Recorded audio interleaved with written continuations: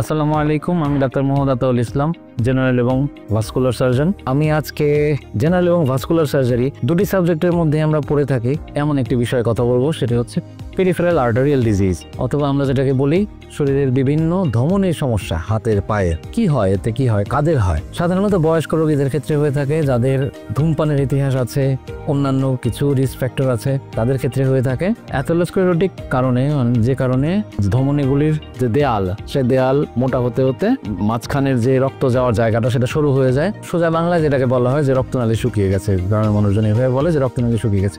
আমরা কিভাবে এটা বুঝতে পারি? প্রাথমিকভাবে বোঝা যায় যে রোগী বলে খানিকক্ষণ হাঁটলেই তার পায়ে প্রচন্ড ব্যথা শুরু হয় এবং কিছুক্ষণ রেস্ট নিলে এই ব্যথাটা চলে যায়। আবার কিছুক্ষণ হাঁটলে একটা নির্দিষ্ট দূরত্বে হাঁটার পরপরই তারই পায়ে ব্যথা শুরু হয়। এই রোগের রোগীরা সাধারণত থেমে থেমে থেমে থেমে হাঁটে। প্রথমে বেশ খানিক দূর হাঁটতে পারে, এই রোগটা বাড়ার সাথে সাথে এই দূরত্বটা কমতে থাকে, অল্প দূরত্বেই তার পায়ে ব্যথা শুরু হয়। এরপরে আস্তে আস্তে দেখা দেয় যে পা ঠান্ডা হয়ে যায়, পাটা আস্তে আস্তে শুকিয়ে যেতে থাকে।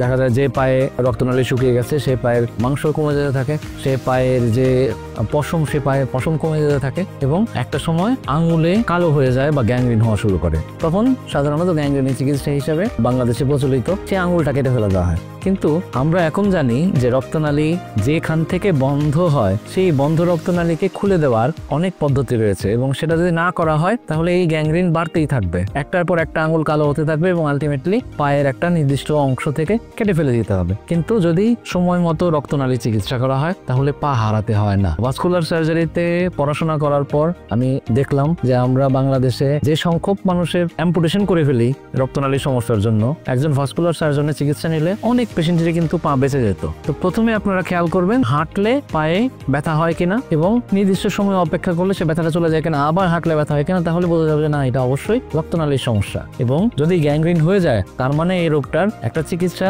অপারেশনের মাধ্যমে লাগবে। আর যদি আমরা আরো আগে আসতে পারি তাহলে কিন্তু অনেক ক্ষেত্রে ওষুধই চিকিৎসা সম্ভব। এর পরীক্ষা নিরীক্ষা কিন্তু এখন ভৈরব ইউনাইটেড হাসপাতালেই করা সম্ভব। ডুপ্লেক্স পরীক্ষা আমাদের এখানেই করা সম্ভব এবং আমরা এই রোগের চিকিৎসা এখানে অনেকখানি করতে পারি। আশা করি আপনারা সচেতন হবেন রক্তনালীর চিকিৎসায় এবং সুস্থ থাকবেন।